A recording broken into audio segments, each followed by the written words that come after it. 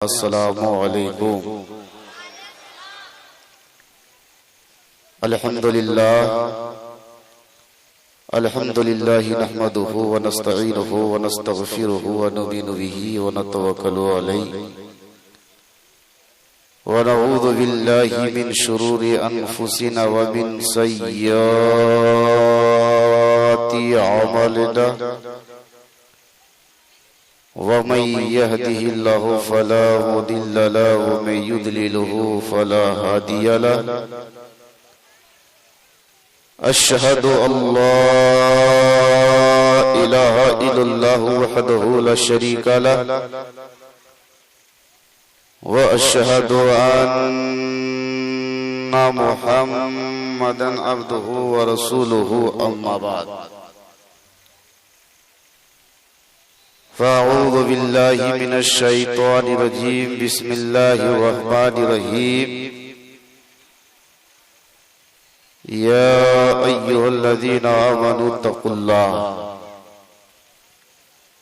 صدق الله مولانا العظيم وصدق رسوله النبي الأمين المتين المبين الكريم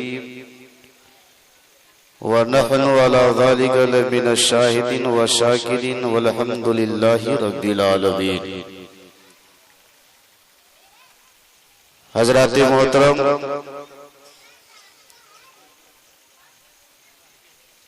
آئیے سب سے پہلے ہم اور آپ اپنے آقا و مولا جناب احمد مصطفیٰ محمد مصطفیٰ صلی اللہ تعالی علیہ وآلہ وسلم کی بارگاہ بے کس پناہ میں عقیدت و محبت کے ساتھ درود پاک پڑھیں۔ اللہم صلی علی سیدنا صفینا حبیبنا مولانا محمد وآلہ وسلم صلاۃ و سلام علیک یا رسول اللہ صلی اللہ تعالی علیہ وسلم۔ حضرات، یہ کوئی اور جلسہ نہیں ہے بلکہ یہ جلسے چہلم ہے اور ایصال ثواب کے لیے رچایا بسایا گیا ہے۔ قابل مبارکباد کے لوگ ہیں قاری ساجد صاحب، جناب عبدالعزیز صاحب اور دیگر ان کے بھائی لوگ جن لوگوں نے حصہ لیا۔ اپنی والدہ محترمہ اپنی ماں کے لیے یہ جلسہ رچایا بسایا ہے۔ ہمیں اور آپ کو دعا کرنی ہے کہ پروردگار عالم ان کی والدہ کو کروٹ کروٹ جنت نصیب عطا فرما۔ تھوڑی آواز کھل سکتی ہے کیا؟ حضرات، جب انسان مر جاتا ہے، اس دنیا سے چلا جاتا ہے، تو اب ان کی ساری چیزیں منقطع ہو جاتی ہیں۔ اب وہ کچھ نہیں کر سکتا، صرف تین چیزیں باقی رہتی ہیں۔ ایک، جو اس مرنے والے نیک اعمال کیا۔ دوسرا، جو انہوں نے اپنے ہاتھوں سے صدقہ کیا۔ اگر انہوں نے مسجد اور مدرسے میں اپنے ہاتھوں سے دیا ہو اور لگایا ہو تو جب تک وہ چیز رہے گی قیامت تک انہیں ثواب ملتا رہے گا۔ اور تیسری چیز ہے نیک اولاد۔ اگر مرنے والا انسان دنیا میں نیک اولاد چھوڑ کر کے گیا، ان کی اولاد نیک ہے، ورنہ ایسے تو اس دور میں دیکھا جاتا ہے کہ نوجوان اپنے ماں باپ کو بڑا ظلم و ستم ڈھاتا ہے، انہیں بہت ستاتا ہے، کبھی کھانا نہیں دیتا ہے، کبھی ان کی طبیعت خراب ہوتی ہے تو بیٹا اتنا غدار ہوتا ہے کہ دوا لا کر کے نہیں دیتا ہے۔ اس دور میں ماں باپ کے وفادار بیٹے بہت کم ملتے ہیں، لیکن واحد قاری ساجد صاحب اور جناب عبدالعزیز صاحب یہ نیک اولادوں کی پہچان ہوتی ہے، اس لیے کہ یہ ایسی ویسی مجلس نہیں ہے، بلکہ یہ نبی کے نام پر اپنے والدہ محترمہ کے لیے یہ مجلس کو رچایا اور بسایا ہے، اور اسی مجلس کے لیے کہا گیا ہے کہ جنت کی کیاریوں میں سے ایک کیاری ہے، بولو لحق کے یا رسول اللہ، لحق کے بول دو سبحان اللہ۔ مسلمانوں ایسی مجلس میں بیٹھیں گے اور جتنی دیر تک آپ اللہ اس کے رسول کو اللہ اور اس کے رسول کا ذکر سنتے رہیں گے، اور جو چیزیں آپ کے دل میں چھا جائے گی اور زبان سے سبحان اللہ کی صدائیں نکل اٹھے گی، زبان سے سبحان اللہ کہو گے، زبان بھی پاک ہو جائے گی، دل بھی پاک ہو جائے گا، اور جلسہ کرنے والوں نے جس مقصد کے لیے کیا ہے پروردگار عالم اس کا ثواب بھی پہنچا دے گا، بولو سبحان اللہ۔ مسلمانوں اس لیے جب تک بیٹھے رہے آپ بھی ثواب کمائیں، اور جس مقصد کے لیے کیا گیا ہے اس مقصد کو بھی پورا کرنے کی کوشش کریں۔ جس مجلس میں ہم اور آپ بیٹھے ہیں وہ کوئی اور مجلس نہیں ہے، اس مجلس کی بڑی فضیلت ہے، اس ذکر کی بڑی فضیلت ہے، اور وہ حدیث کے حوالے میں لے کر کے چلتا ہو، اور نبی پاک صلی اللہ علیہ وسلم فرماتے ہیں کچھ ایسے فرشتے ہیں جو ہر دم ہر وقت سفر میں رہتے ہیں اور لوگوں کے نیکیوں کو رب کی بارگاہ میں پیش کرتے ہیں، وہ فرشتے گھومتے رہتے ہیں، جہاں پہ اسے اللہ اور اس کے رسول کی ذکر کی مجلس ملتی ہے وہ فرشتے اسے گھیرے میں لے لیتے ہیں اور دوسرے فرشتوں کو آواز دیتے ہیں، اے فرشتوں ادھر آؤ، اپنی مطلوبہ چیز کی طرف آؤ۔ تمام فرشتے اس مجلس کو آسمان تک گھیرے میں لے لیتے ہیں، جب جب ذکر ہوتی رہتی ہے، جب جب اللہ کی بڑائی بیان ہوتی جاتی ہے، جب تک رسول پاک کی تعریفیں ہوتی رہتی ہے، تب تک وہ فرشتے رہتے ہیں۔ مجلس منقطع ہو جاتی ہے، مجلس کو ختم کر دیا جاتا ہے، اللہ اور اس کے رسول کے ذکر کو بند کر دیا جاتا ہے، فرشتے رب کی بارگاہ میں پہنچتے ہیں، پروردگار عالم کی بارگاہ میں پہنچتے ہیں۔ مولا فرماتا ہے، پروردگار عالم فرماتا ہے، اے فرشتے بتاؤ تم نے میرے بندے کو کس حال میں چھوڑا ہے؟ فرشتے عرض کرتے ہیں، اے پروردگار میں نے تیرے بندے کو اس حال میں چھوڑا ہے کہ وہ تیری بڑائی بیان کر رہے تھے، تیرے رسول پاک کی تعریفیں کر رہے تھے، ذکر پہ ذکر کر رہے تھے، فکر پہ فکر کر رہے تھے، تسبیح پہ تسبیح پڑھ رہے تھے، سبحان اللہ کی صدائیں بلند کر رہے تھے، یا رسول اللہ کے نعرے لگا رہے تھے۔ اے پروردگار وہ میرے ذکر میں مشغول تھے۔ پروردگار عالم فرماتا ہے، اے فرشتوں یہ تو بتاؤ کیا اس نے مجھے دیکھا ہے؟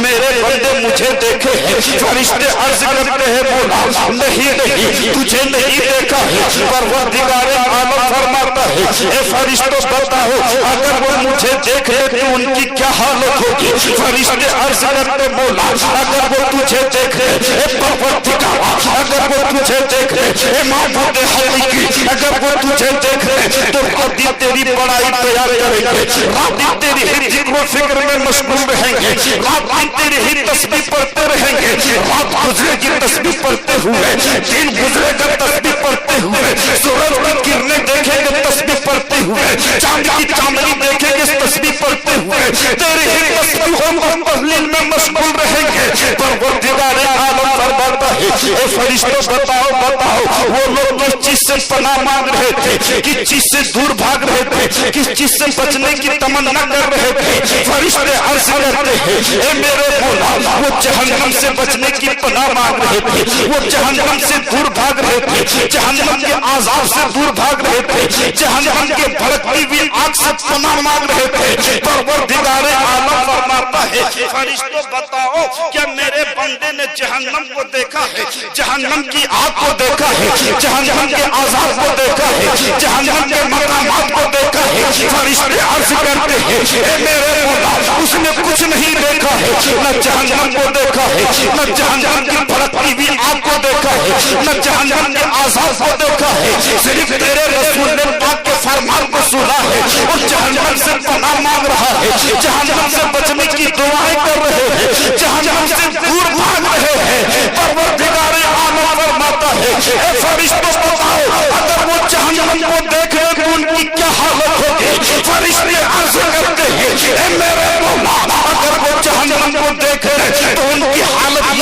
کہ دنیا کی تمام گناہوں کو چھوڑ دیں گے, دنیا کی تمام برائیوں کو چھوڑ دیں گے, چغلی کرنا چھوڑ دیں گے, برائی کرنا چھوڑ دیں گے, زنا کرنا چھوڑ دیں گے, شراب پینا بند کر دیں گے, تاریخ پینا بند کر دیں گے, نشہ سڑکنا بند کر دیں گے, دنیا کی تمام برائیوں سے توبہ کر کے تیرے ہی تسبیح و تہلیل میں مشغول ہو جائیں گے. پروردگار عالم فرماتا ہے فرشتوں بتاؤ یہ تو بتاؤ وہ کس چیز کی تمنا کر رہے تھے, کس چیز کو مانگ رہے تھے, کس چیز کی خواہش کر رہے تھے, کس چیز کو طلب کر رہے تھے. فرشتے عرض کرتے ہیں مولا وہ جنت کی تمنا کر رہے تھے, جنت کی خواہش کر رہے تھے, جنت کو مانگ رہے تھے, جنت کی دعائیں کر رہے تھے. پروردگار عالم فرماتا ہے فرشتوں یہ تو بتاؤ کیا اس نے جنت کو دیکھا ہے, جنت کے مقامات کو دیکھا ہے, جنت کے محلات کو دیکھا ہے, جنت کے دروازے کو دیکھا ہے, جنت کے عیش و آرام کو دیکھا ہے,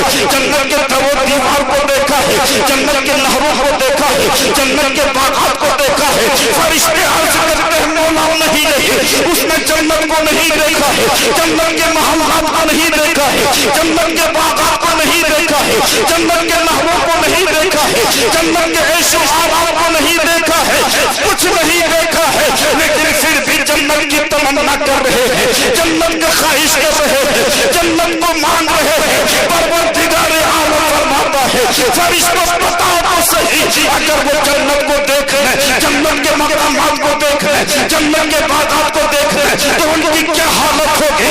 فرشتے عرض کرتے مولا وہ خواب کی تیری جنت کے لیے دعائیں مانگتے رہیں گے, زندگی کی ایک ایک سانس جنت کے طلب میں گزرے گا, زندگی کے ہر ہر لمحہ جنت کی خواہشوں میں گزارے گا. پروردگار عالم فرماتا ہے اے فرشتوں میں تمہیں گواہ بناتا ہوں میں نے تمام مجلس والوں کو بخش دیا. فرشتے عرض کرتے ہیں اے میرے مولا پروردگار اس میں فلاں بھی تھا, اس میں فلاں بھی تھا جو کسی ضرورت کے تحت آیا تھا. پروردگار عالم فرماتا ہے اے فرشتوں جہاں میرا اور میرے رسول اللہ کا ذکر ہو وہ ایسے مجلس ہے جس مجلس کے صدقے میں میں نے ان تمام لوگوں کو بخش دیا. نعرہ رسالت, مسلک اعلی حضرت, مسلک اعلی حضرت, جلسہ تحلق, نعرہ تکبیر, نعرہ رسالت. سبحان اللہ. تو مسلمانوں آپ ایسی مجلس میں نہیں بیٹھے ہیں جہاں سے آپ خالی ہاتھ جائیں گے. جب تک بیٹھے رہے آپ سبحان اللہ الحمدللہ کی داد دیتے رہے. میرے بعد بہت ہی بڑے خطیب پیر طریقت رہبر شریعت حضرت مفتی شمس الدین صاحب رضوی کی آپ کو تقریر سماعت کرنی ہے. میں تھوڑی دیر کے لیے آپ کے پاس آ گیا ہوں, بس ایک بات بتا کر کے میں اپنے تقریر کو سمیٹنا چاہتا ہوں. میں نے تلاوت کی ہے یا ایھا الذین آمنوا اتقوا اللہ, اے ایمان والو اللہ سے ڈرو, اے ایمان والو اللہ سے ڈرو, اے مسلمانوں اللہ سے ڈرو. کب تک تم گناہ پہ گناہ کرتے رہو گے؟ آخر ہمیں مرنا ہے, آپ کو مرنا ہے. دنیا میں جتنی مخلوقات ہے تمام مخلوقات کو مرنا ہے. ہر انسان کو موت کا مزہ چکھنا ہے. تو آخر ہم اللہ کو راضی کیوں نہیں کر لیتے, رسول پاک کو خوش کیوں نہیں کر لیتے؟ کیوں گناہ پہ گناہ کر کے زندگی کو تباہ کیے جا رہے ہو؟ تو زنا پہ زنا کر کے گناہ پہ گناہ کر کے زندگی کو تباہ کر رہے ہو. دنیا کی زندگی بھی برباد ہو رہی ہے, قبر کی بھی زندگی برباد ہو رہی ہے, آخرت کی بھی زندگی کو تباہ کر رہے ہو. مسلمانوں توبہ کرو, اپنے گناہوں سے توبہ کر لو گے کامیاب ہو جاؤ گے. دنیا بھی سنور جائے گی, آخرت بھی سنور جائے گی. آخر ہمیں مرنا ہے. اس دنیا کی رنگینیوں کو دیکھ کر کے کیوں اکڑ رہے ہو؟ اس دنیا کی خوبصورتی کو دیکھ کر کے کیوں مچل رہے ہو؟ اس دنیا کی آب و ہوا کو دیکھ کر کے کیوں مچل رہے ہو؟ ارے تمہیں مرنا ہے تو اس کی تیاری کرو. اور جب انسان اللہ کے خوف سے اپنے گناہوں سے توبہ کرتا ہے تو اس کا مقام کتنا بلند ہو جاتا ہے. پروردگار عالم اسے کیا عطا فرماتا ہے. امام غزالی رحمت اللہ علیہ مکاشفۃ القلوب میں تحریر فرماتے ہیں ایک نوجوان تھا. نوجوانوں بڑا غور سے سننا, اگر میری بات اچھی لگے تو اسے دل میں سنبھال لینا, اور اگر بری لگے تو اسے پھینک دینا, اور اگر اچھی لگے تو اس پر عمل کرنے کی کوشش کرنا. میری ماں بہنوں تو بھی کان کھول کر کے سن لو. ایک نوجوان تھا, اس نوجوان کو ایک عورت سے پیار ہو گیا, ایک عورت سے محبت ہو گئی, اسے پیار ہو گیا. وہ نوجوان رات دن اس عورت کے چکر میں رہا کرتا تھا, اس کے پیچھے پیچھے بھاگا کرتا تھا. ایک مرتبہ وہ عورت کسی قافلے کے ساتھ روانہ ہو گئی. جیسے ہی نوجوان کو پتا چلتا ہے کہ میری محبوبہ جس سے میں پیار کرتا ہوں, جس سے میں محبت کرتا ہوں, وہ قافلے کے ساتھ نکل چکی ہے, وہ نوجوان بھی پیچھے پیچھے چل پڑتا ہے. وہ قافلہ چلتے چلتے ایک جنگل میں پہنچ چکا تھا. رات کی اندھیری چھا چکی تھی, شام ہو چکی تھی. سارے قافلے والوں نے اپنا اپنا خیمہ نصب کیا. نوجوان بھی پہنچا, وہ بھی اپنا خیمہ لگایا. رات کی تنہائی میں جب پوری دنیا سو رہی تھی, سارے قافلے والے سو رہے تھے, جنگل کے چرندے پرندے سو رہے تھے, ہر طرف سناٹا ہی سناٹا چھایا تھا. وہ نوجوان چپکے سے اٹھتا ہے اور اس عورت کے قریب جاتا ہے اور جا کر کے کہتا ہے اے عورت تجھے معلوم ہے میں تجھ سے بڑا پیار کرتا ہوں. عورت نے کہا ہاں مجھے معلوم ہے میں تجھ سے بڑی محبت کرتا ہوں. عورت نے کہا ہاں مجھے معلوم ہے میں تیرے ہی لیے یہاں آیا ہوں. عورت نے کہا مجھے معلوم ہے. اس نوجوان نے کہا وہ عورت کہتی جا رہی ہے مجھے معلوم ہے, لیکن عورت نے کہا اے نوجوان جاؤ تو دیکھو تو ذرا کوئی قافلے والے جاگ تو نہیں رہے ہیں, کوئی ہمیں انہیں دیکھ تو نہیں رہا ہے. وہ نوجوان جیسے ہی اتنا سنتا ہے خوشی سے مچل اٹھتا ہے, وہ سارے قافلے والوں کو چکر لگانا شروع کرتا ہے. ایک ایک قافلے والوں کو دیکھتا ہے, ایک ایک قافلے والوں کو جھانکتا ہے. سب کے سب سو رہے تھے, پوری دنیا سو رہی تھی, چرندے پرندے سو رہے تھے, ہر طرف سناٹا ہی سناٹا چھایا تھا. وہ نوجوان خوشی سے لوٹ لوٹ آتا ہے اور آ کر کہتا ہے پوری دنیا سو رہی ہے, جنگل کے جانور سو رہے ہیں, قافلے والے سو رہے ہیں, کوئی جاگ نہیں رہا ہے.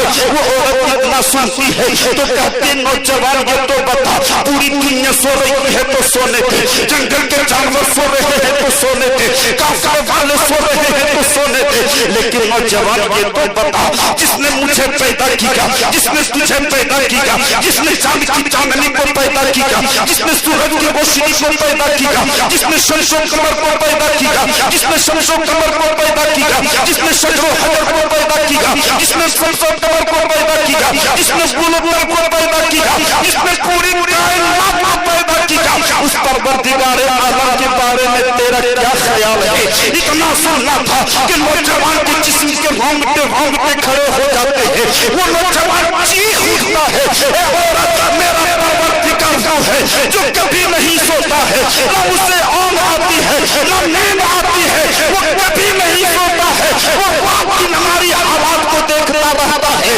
وہ نوجوان اتنا کہنا تھا, وہ عورت کہتی ہے اے نوجوان تم دنیا سے کیوں ڈر رہے ہو, ڈرنا ہے تو رب سے ڈرو, اللہ کا خوف پیدا کرو. اتنا سننا تھا کہ وہ نوجوان اللہ کے خوف سے اس گناہ کرنے سے باز آ گیا اور توبہ کر لیا, واپس آیا. کچھ دنوں کے بعد اس کا انتقال ہو گیا, لوگوں نے اسے دفن کر دیا. اسی کے گھر والوں میں سے کسی نے خان نے دیکھا پوچھا کیا حال ہے, اس نوجوان نے کہا میں اپنے کرتوت کی بنا پر رب کی بارگاہ میں کڑی سے کڑی سزا کا مستحق ہو جاتا, لیکن اے لوگوں سنو ایک مرتبہ میں اللہ کے ڈر سے اللہ کے خوف سے میں گناہ سے توبہ کر لیا. پروردگار عالم نے اسی کے صدقے میں میرے تمام گناہوں کو معاف فرما. اس لیے نوجوانوں گناہوں سے بچنے کی کوشش کرو. زندگی ملی ہے تو جو گناہ کیے ہو اس گناہ کے خاطر رب کی بارگاہ میں آنسو بہاؤ اور آنسو بہا بہا کر رب کی بارگاہ میں توبہ کرو. قسم خدا کی توبہ کا دروازہ ابھی بند نہیں ہوا ہے. میرا رب رحمان الرحیم ہے, مہربان ہے, غفور الرحیم ہے, گناہوں کو بخشنے والا ہے, توبہ کو قبول کرنے والا ہے.